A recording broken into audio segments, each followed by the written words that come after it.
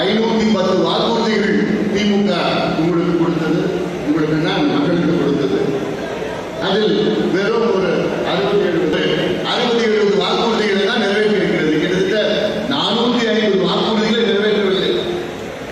அது எவ்வளவு வாக்குறுதிகள் அல்ல, சும்மா நான் ஒரு 25 தான் சொல்றேன். நான் இல்லை, ஏன்னா ஸ்டாலின் அவர்கள் ஊரா போயிட்டு ஷோ பண்ணி வச்சிருக்காங்க. இந்த காலத்துல மன்னர் ஆட்சியில அமைச்சரை பார்த்து, அமைச்சரே மக்கள் மகிழ்ச்சியாக இருக்கிறார்களா அப்படின்னு கேட்பாங்க. அமைச்சர்கள் ஆமா பண்ணா மக்கள் மகிழ்ச்சியாக மாதம் மும்மாறி குறைகிறது.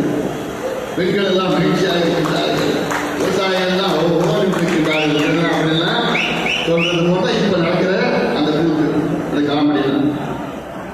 பிடிஆர் காளிராஜன் சொல்றாரு, தமிழ்நாட்டில் தொழில் வளர்ச்சி இல்லைன்னு ஒரு அமைச்சர் சொல்றாரு. ஆனா நம்ம முதலமைச்சர் என்ன சொல்றாரு, ஓஹோன்னு இருக்குது அப்படின்னா. ஓஹோன்னு 10 லட்சம் கோடி முதலீடு தமிழ்நாட்டில் நடந்திருக்குது. எங்கேயா நடக்குது? பிள்ளைங்களுக்குலாம் வேலை கிடையாது. எங்கே வெளிநாட்டு வெளி மாநிலத்தில் இருக்கிற பிள்ளைங்களுக்கு வேலை கொடுக்குறீங்க. அதில் 25 வாக்குறுதிகள் நான் படிக்கிறேன். அனைத்து தொகுதிகளிலும் மக்கள் குறை தீர்க்கும் முகாம்கள் நடத்தப்படும் என்று சொன்னேன். சட்டப்பேரவை நிகழ்ச்சிகள் தொலைக்காட்சிகளில் நேரலை செய்யப்படும். சமையல் எரிவாயு சிலிண்டருக்கு 100 ரூபாய் மானியம் வழங்கப்படும். மாதம் ஒரு முறை மின் கட்டணம் செலுத்தும் திட்டம் செயல்படுத்தப்படும். நியாய விலை கடைகளில் மாதம் 1 கிலோ சர்க்கரை கூடுதலாக வழங்கப்படும். நியாய விலை கடைகளில் மலிவு விலையில் உளுந்து மீண்டும் வழங்கப்படும். முதியோர் உதவித் தொகை 1500 ரூபாயாக உயர்த்தப்படும். தமிழ்நாடு ஆறுகளை சுத்தப்படுத்த புதிய திட்டம் செயல்படுத்தப்படும். நீட் தேர்வு ரத்து செய்யப்படும். இல்லவே இல்லை. கரும்பு விலை டன்னுக்கு 4000 உயர்த்தப்படும். ரூபாய் 10,000 கோடியில் ஏரி குளங்களை தூர்வாரும் திட்டம் செயல்படுத்தப்படும். பகுதி நேர ஆசிரியர்களை பகுதி நேர பணியாளர்கள் உள்ளிட்ட அனைவரும் பணியிழப்பு செய்யப்படுவார்கள். 100 நாள் வேலை திட்டத்தை 150 நாட்களாக உயர்த்தி வழங்கப்படும். அடுத்தது 5 ஆண்டுகளில் 50 லட்சம் இளைஞர்களுக்கு தனியார் நிறுவனங்களில் வேலை வாய்ப்பு வழங்கப்படும். அரசு வேலை வழங்கப்படும். கட்டணம் 5 லட்சம் இல்லை, மொத்தத்தில் 28,000 பேருக்கு அரசு வேலை. மொத்தத்தில் 5 லட்சம் 4 லட்சம். அரசு ஊழியர்களுக்கு புதிய ஓய்வூதிய திட்டம் செயல்படுத்தப்படும். இப்ப வருவாங்க அரசு ஊழியர்கள் வெளியில திமுக பிரச்சாரத்துக்கு வருவாங்கன்னா, வீடு வீடா போன தேர்தலில் பிரச்சாரம் பண்ணாங்க. அரசு ஊழியர்கள் ஆசிரியர்கள் எல்லாம் பண்ணாங்க. வருவாங்களா?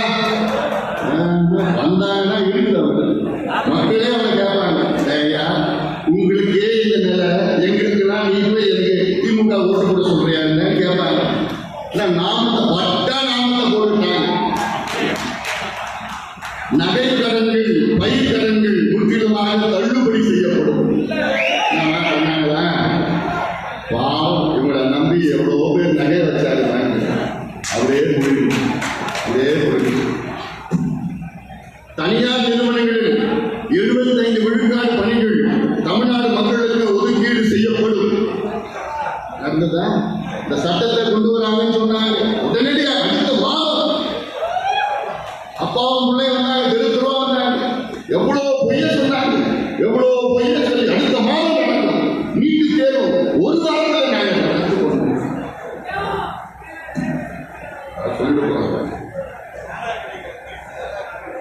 சேவை பெறும் உரிமை சட்டம் செயல்படுத்தப்படும். Right to services act. எனக்கு ஒன்றே ஒன்று, அதில் ஒரு மாதத்துக்கு முன்பு வழங்கியிருந்தாங்கன்னா இன்னும் நல்லா இருக்கும். இந்த சட்ட சிக்கல் எல்லாம் வந்திருக்கு, கடைசி நேரத்தில் வழங்கியது. ஆனாலும் அவர் வழங்கியிருக்கின்றார்கள். அதன் பிறகு திமுக வேண்டுமென்று இவர்களே கிடைத்துவிட்டு ஒரு சிலரை நீதிமன்றத்தை அனுப்பிவிட்டு, நீதிமன்றத்தில் திமுக சரியான முறையில் அந்த வாதங்களை வைக்கவில்லை. அதனால்தான் இங்கே சென்னை உயர்நீதிமன்ற மதுரை கிளை இந்த 10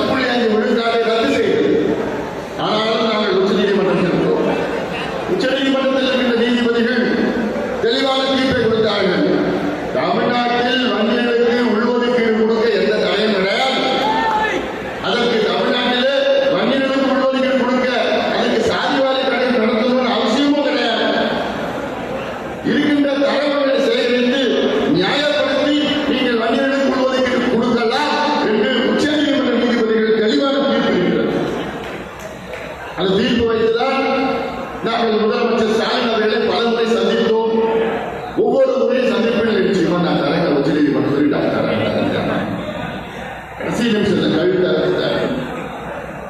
அதனால இதெல்லாம் மன்னிக்க முடியாத குற்றங்கள், மன்னிக்க முடியாத குற்றங்கள். நீங்கள் தயார் நிலையில் இருக்கிறீர்கள். திமுக ஆட்சியை அகற்றுகின்ற நேரம் வந்துவிட்டது. ஊழல் ஆட்சி, குடும்பல் ஆட்சி. நேற்றைய முன்தினம் தமிழ்நாடு பெண்களுக்கு இந்த ஒரு கதை.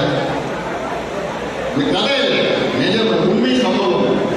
ரஷ்யா முன்னாள் அதிபர் ஜோசப் ஸ்டாலின், அவர் பேர் தான் நம்முடைய கலைஞர் அவர்கள் இப்ப இருக்கின்ற முதலமைச்சர் மு.க. ஸ்டாலின் வைத்தார்.